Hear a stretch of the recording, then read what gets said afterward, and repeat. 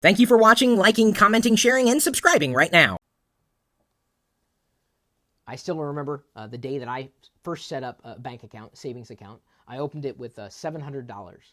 And I would say for maybe about 5 years or so, all I did was deposit. I didn't start withdrawing money until I was well into teenagery.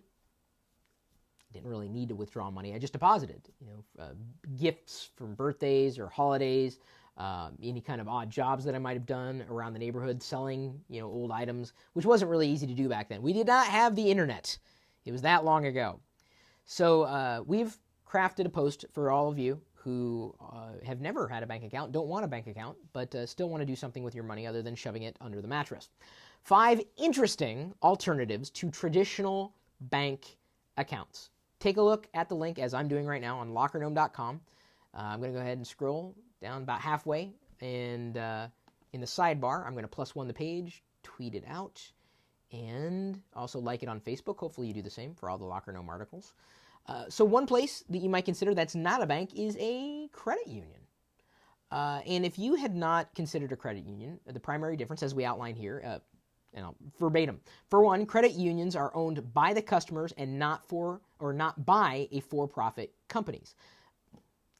I'm reading it and I'm still messing it up. Hopefully you got that. Many credit unions offer the same range of services, from standard checking to savings accounts to short and long-term loans. What makes them different to the user is that they typically have some added benefits to the user. It's a little redundant in that sentence. We'll go back and edit it, I'm sure, at some point today, theoretically. So there's some large differences. If you want to feel like you own a part of this institution wherein you're placing your money, a credit union may be a better way to go. I have banked at a credit union before, and I'm not currently at a credit union. I'm being fairly served, I believe, by other institutions. That may change at some point when I need to open up other investments. A cash management account is another alternative to a savings or a checking account. PayPal is also a possible alternative. PayPal's not a bank.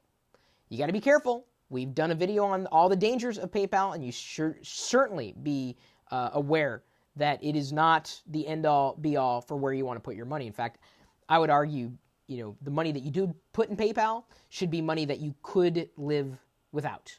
But it's there as a matter of convenience, since many people use PayPal as a transaction mechanism. I certainly use it as a paymail. It's not even a word. A payment processing gateway when I have to take money or send money. Another thing you might consider, believe it or not, precious metals. Gold, silver, platinum, just a few.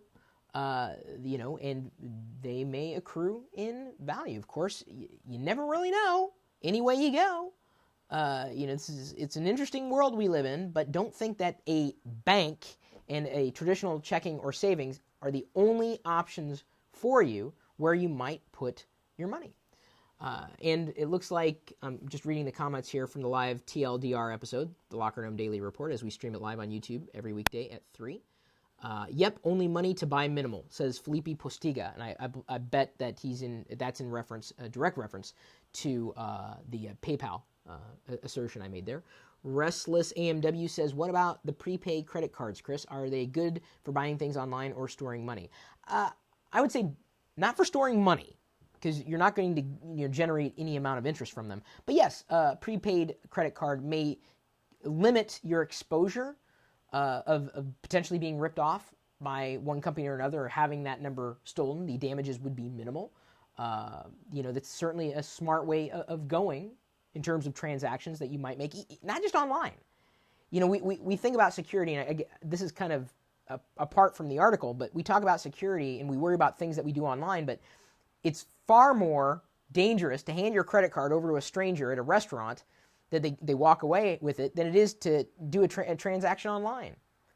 You could still get your credit card number stolen there in the real world.